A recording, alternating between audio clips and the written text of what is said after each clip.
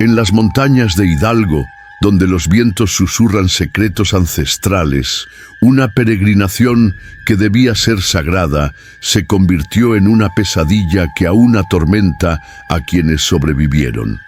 Entre las rocas milenarias y los senderos olvidados, algo espera, algo que llora por sus hijos perdidos y que no descansará hasta encontrarlos.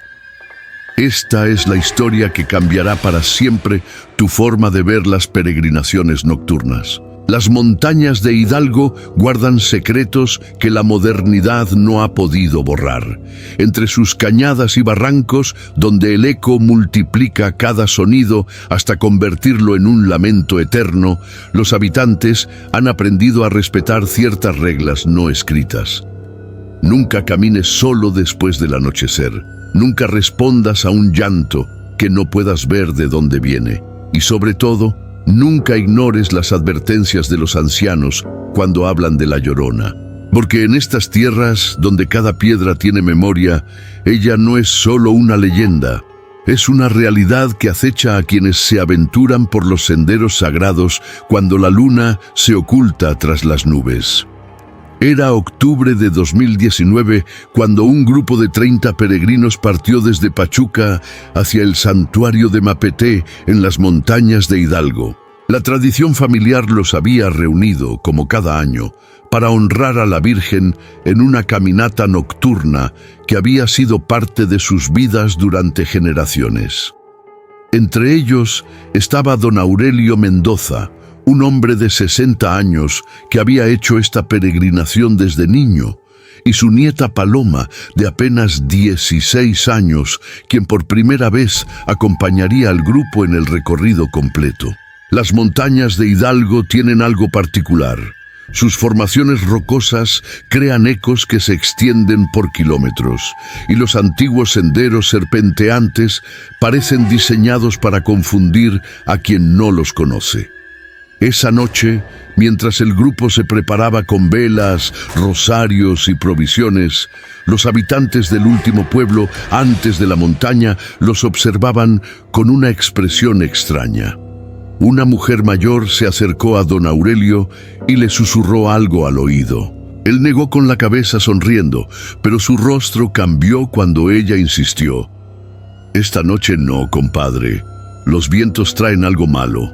Mejor esperen hasta mañana». Don Aurelio agradeció la preocupación, pero explicó que la tradición no podía romperse.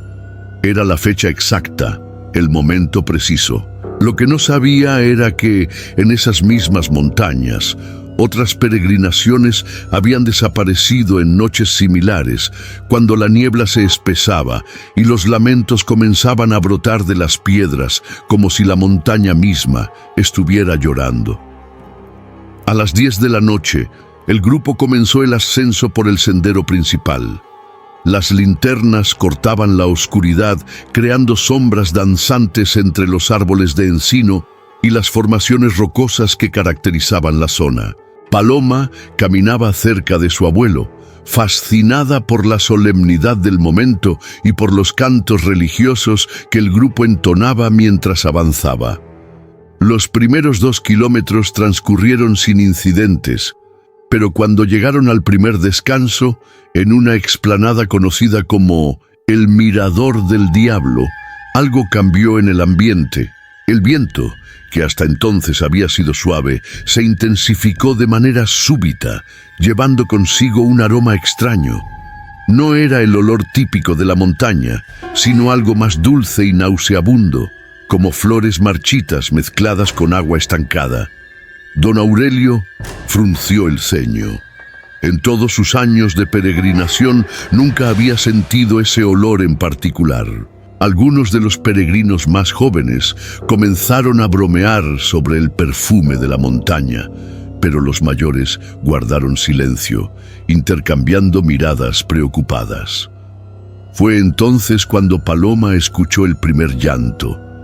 Al principio pensó que era el viento colándose entre las rocas, pero había algo demasiado humano en ese sonido, algo demasiado desgarrador.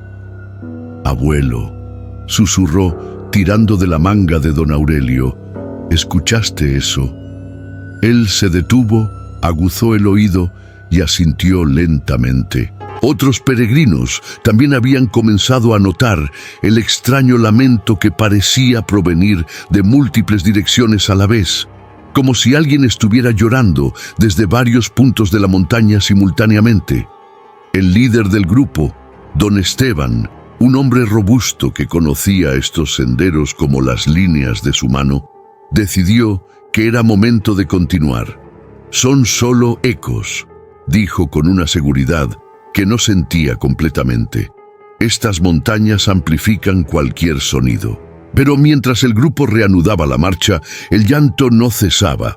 Al contrario, parecía seguirlos, manteniéndose siempre a la misma distancia, como si algo o alguien caminara paralelo a ellos entre los matorrales. Paloma notó que su abuelo había comenzado a murmurar oraciones en voz baja, algo que nunca había visto hacer durante las peregrinaciones anteriores. A medida que ascendían, el sendero se hacía más estrecho y serpenteante. Las paredes rocosas se alzaban a ambos lados, creando una especie de cañón natural que amplificaba cada sonido.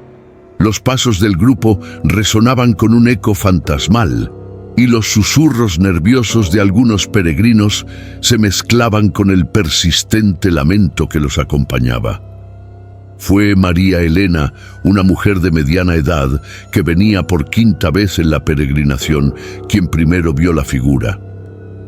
«¡Miren!», gritó, señalando hacia una saliente rocosa a unos 50 metros de distancia. Allí, apenas visible en la oscuridad, se distinguía la silueta de una mujer vestida de blanco. Estaba inmóvil, mirando hacia el grupo, y aunque la distancia era considerable, todos pudieron percibir que tenía los brazos extendidos como si estuviera llamando a alguien.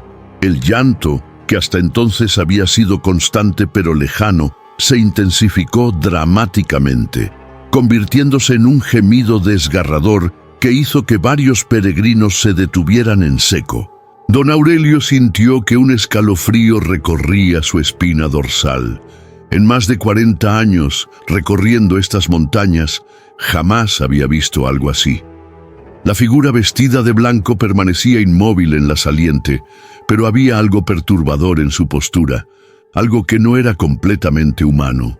Sus brazos extendidos no se movían como lo harían los de una persona normal. Parecían flotar en el aire y su cabeza estaba ligeramente inclinada hacia un lado, como si estuviera escuchando algo que el grupo no podía percibir. «Es solo alguien que se perdió», murmuró don Esteban, pero su voz temblaba. «Vamos a ayudarla». Comenzó a gritar hacia la figura. «Oiga, necesita ayuda». El eco de su voz rebotó entre las rocas, multiplicándose hasta convertirse en un coro diabólico de voces que parecían burlarse de él. Pero la figura no respondió.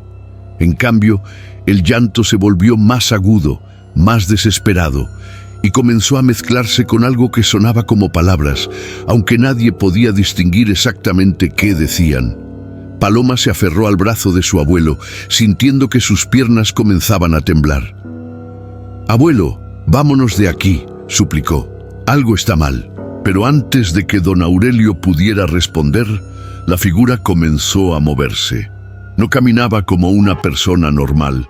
Se deslizaba por la roca con una fluidez antinatural, descendiendo hacia el sendero donde se encontraba el grupo. Y mientras se acercaba, el llanto se transformó en algo aún más terrorífico. Un grito de lamentación tan profundo y desgarrador que varios peregrinos cayeron de rodillas, llevándose las manos a los oídos para intentar bloquearlo. La figura vestida de blanco se acercaba con una velocidad imposible, deslizándose entre las rocas como si fuera una cascada fantasmal. Los peregrinos pudieron ver más detalles que habrían preferido no ver jamás. Su vestido, aunque blanco, estaba empapado y goteaba constantemente, dejando un rastro húmedo sobre las piedras secas. Su cabello, largo y negro, se movía como si estuviera sumergido en agua, ondulando lentamente a pesar de que no había viento suficiente para explicar ese movimiento. Pero lo más aterrador era su rostro, pálido como la luna, con ojos que brillaban con una luz propia y una boca abierta en un grito eterno del cual brotaba aquel lamento que ya había comenzado a enloquecer a algunos de los peregrinos. Don Esteban, tratando desesperadamente de mantener la calma del grupo, gritó: «¡Es la Llorona! Manténganse juntos y recen». Pero sus palabras, lejos de tranquilizar, desataron el pánico. Varios peregrinos comenzaron a correr cuesta abajo, tropezando en la oscuridad, mientras otros se quedaron paralizados por el terror.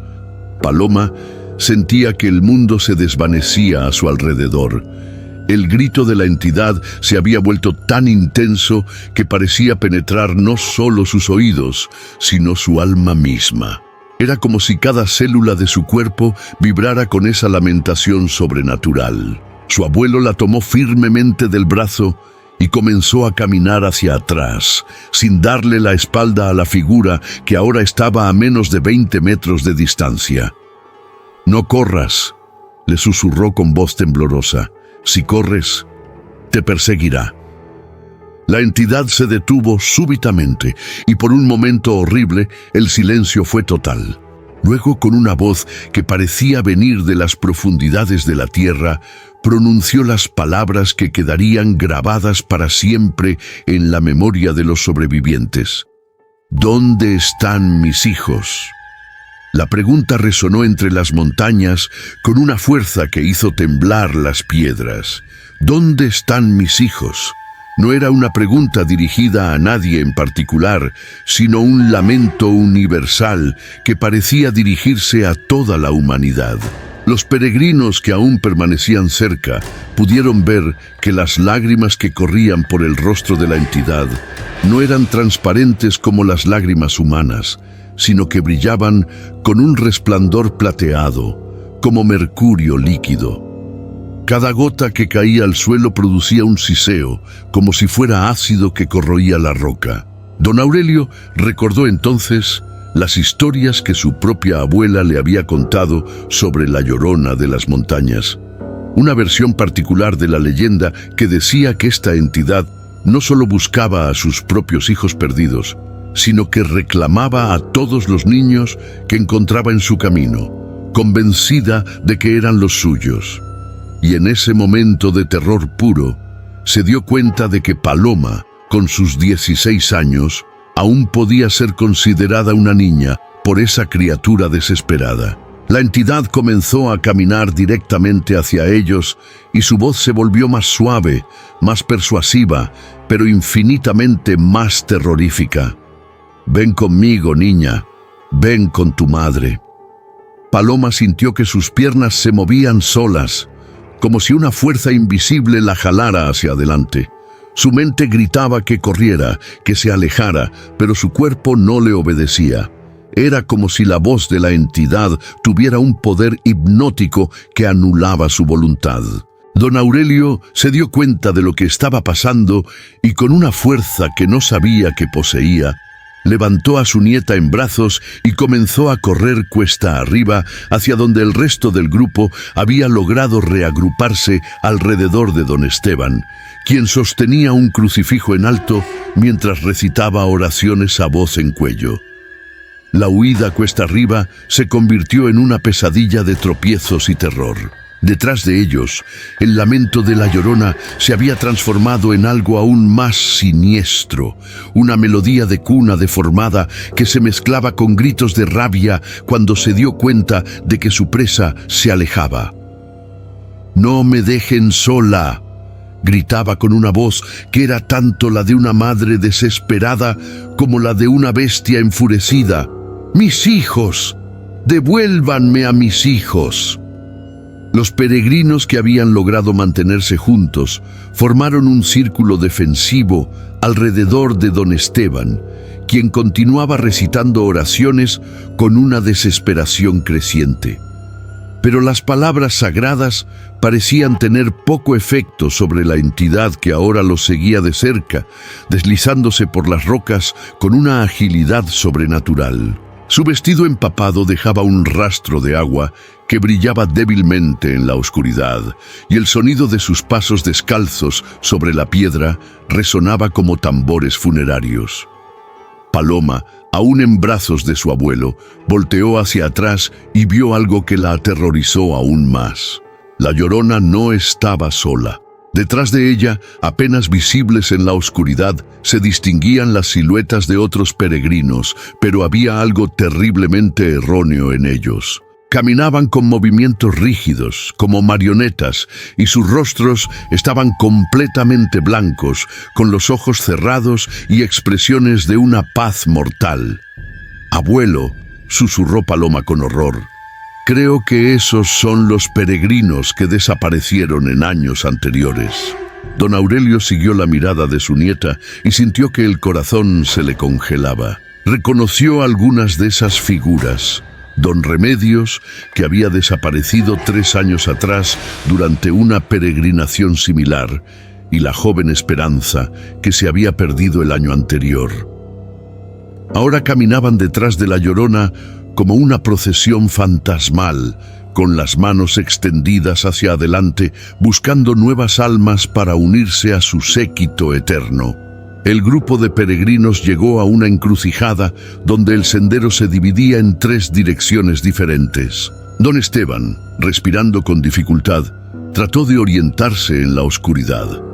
A la izquierda, el sendero bajaba hacia el valle. Al centro, continuaba hacia el santuario.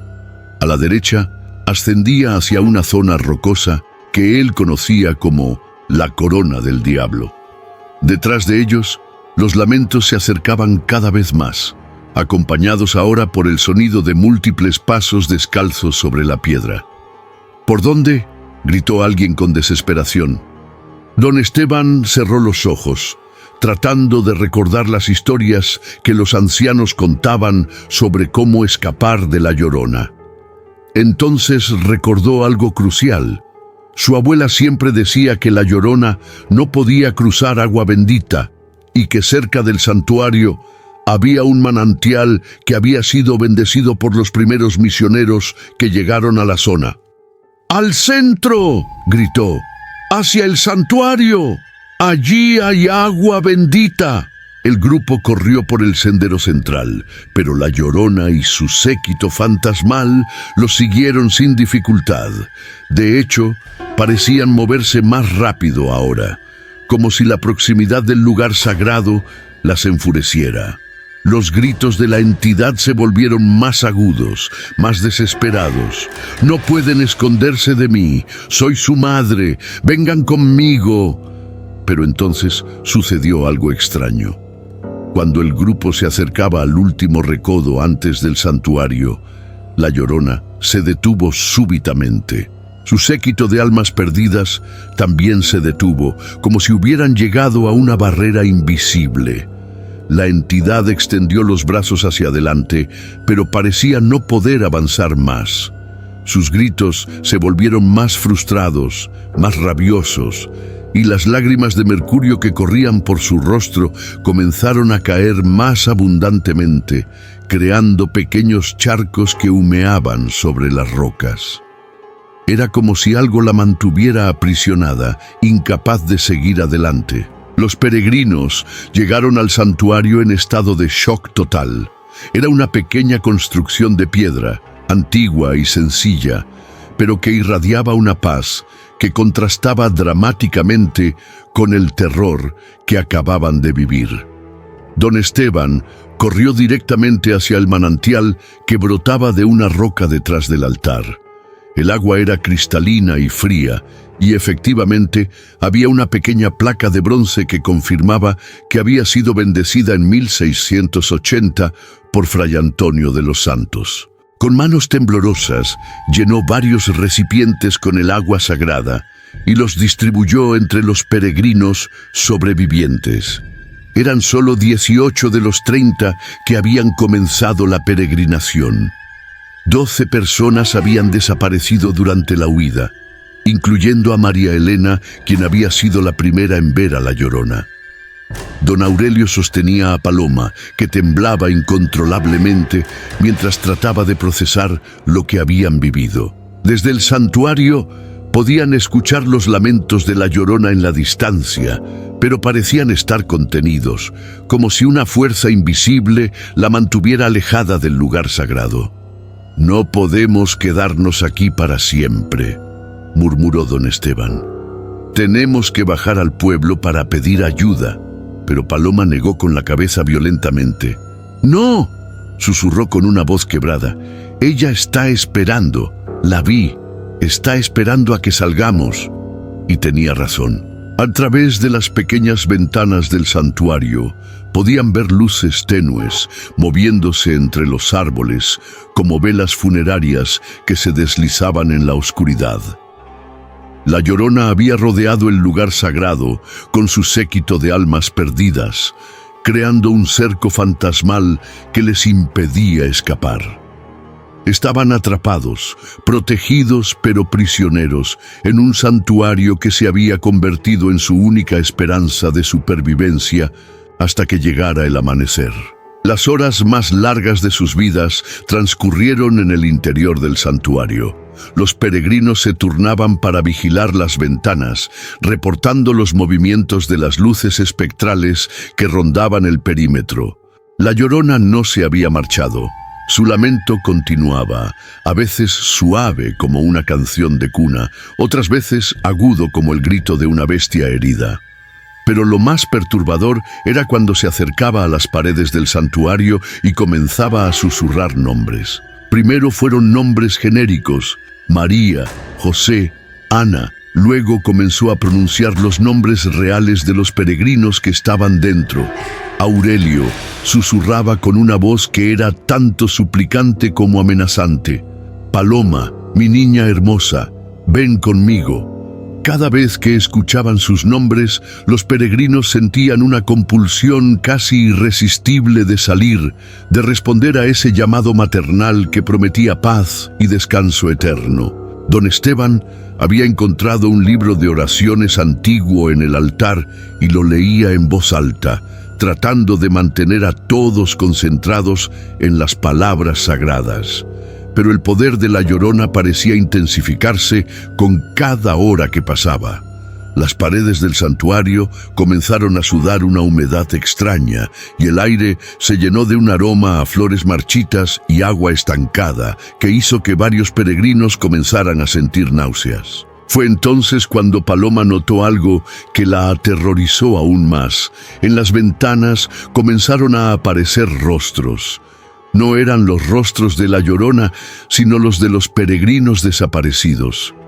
María Elena estaba allí, con su cara pálida presionada contra el vidrio, moviendo los labios sin emitir sonido, como si tratara de decir algo urgente. Sus ojos, que antes habían sido marrones y cálidos, ahora brillaban con esa misma luz plateada que caracterizaba a la Llorona. Los otros desaparecidos también aparecieron, uno por uno, todos con la misma expresión de súplica silenciosa, todos con esos ojos brillantes que ya no parecían humanos. El amanecer llegó lentamente, como si el mismo sol tuviera miedo de iluminar lo que había ocurrido en las montañas durante esa noche maldita. Los primeros rayos de luz se filtraron a través de las ventanas del santuario y gradualmente los lamentos comenzaron a desvanecerse. Los rostros en las ventanas se difuminaron como niebla matutina y el cerco de luces espectrales se desvaneció con la llegada del día. Don Esteban fue el primero en atreverse a salir del santuario. El exterior lucía normal, casi pacífico, pero había señales inequívocas de lo que había ocurrido durante la noche. El suelo alrededor del santuario estaba cubierto de charcos de agua salada que brillaban débilmente bajo la luz del amanecer, y en las rocas cercanas se podían ver marcas de manos, como si alguien hubiera estado arañando desesperadamente las piedras. Los peregrinos sobrevivientes salieron lentamente, manteniéndose muy juntos, con los recipientes de agua bendita firmemente asidos en sus manos. El descenso hacia el pueblo fue silencioso y tenso. Cada sombra, cada sonido del viento entre los árboles los hacía detenerse y mirar nerviosamente a su alrededor. Cuando finalmente llegaron al pueblo, encontraron que los habitantes ya los estaban esperando. La misma mujer mayor que había advertido a don Aurelio se acercó a ellos con lágrimas en los ojos. «¿Cuántos perdieron?», preguntó simplemente. «12», respondió don Esteban con voz quebrada. La mujer asintió tristemente. «Siempre se lleva a 12», murmuró. «Es el número de lágrimas que derramó cuando perdió a sus propios hijos». Fue entonces cuando los sobrevivientes se dieron cuenta de que esta tragedia no era un evento aislado, sino parte de un patrón que se repetía cada cierto tiempo en las montañas de Hidalgo. La Llorona cobraba su tributo, y las autoridades, los medios de comunicación y el mundo en general simplemente clasificaban las desapariciones como accidentes de montaña. Los peregrinos sobrevivientes nunca volvieron a ser los mismos después de esa noche en las montañas de Hidalgo. Don Aurelio desarrolló una condición nerviosa que lo hacía despertar gritando por las noches, siempre con la misma pesadilla. Veía a su nieta Paloma caminando hacia una figura vestida de blanco que la llamaba con los brazos extendidos. Paloma, por su parte, perdió la capacidad de escuchar lluvia sin sufrir ataques de pánico, porque el sonido del agua cayendo le recordaba el constante goteo del vestido empapado de la Llorona. Varios de los sobrevivientes intentaron contactar a las autoridades, pero sus testimonios fueron archivados como episodios psicóticos colectivos causados por estrés y condiciones climáticas adversas. Los 12 desaparecidos fueron oficialmente clasificados como víctimas de accidentes de montaña, y sus familias recibieron certificados de defunción por muerte accidental en zona montañosa. Pero los habitantes de los pueblos cercanos a las montañas de Hidalgo conocen la verdad. Saben que cada cierto tiempo, cuando las condiciones son propicias, cuando la niebla se espesa y los vientos traen ese aroma particular a flores marchitas, la Llorona desciende de las alturas para reclamar nuevas almas para su séquito eterno. Los lugareños han aprendido a leer las señales, cuando los perros se niegan a salir por las noches, cuando los búhos dejan de cantar, cuando el agua de los pozos adquiere un sabor salado inexplicable. Entonces cierran sus puertas, bendicen sus hogares con agua sagrada y esperan a que pase la tormenta sobrenatural. Y si algún forastero pregunta por qué no hay peregrinaciones nocturnas en ciertas fechas del año, los ancianos simplemente responden: porque hay noches que pertenecen a los muertos y hay llantos que es mejor no escuchar. Porque en las montañas de Hidalgo, la Llorona sigue esperando, sigue buscando, sigue llorando por sus hijos perdidos, y su lamento eterno continúa resonando entre las rocas milenarias, recordándonos que hay fuerzas en este mundo que van más allá de nuestra comprensión y que algunas leyendas nunca mueren, simplemente esperan su momento para volver a manifestarse.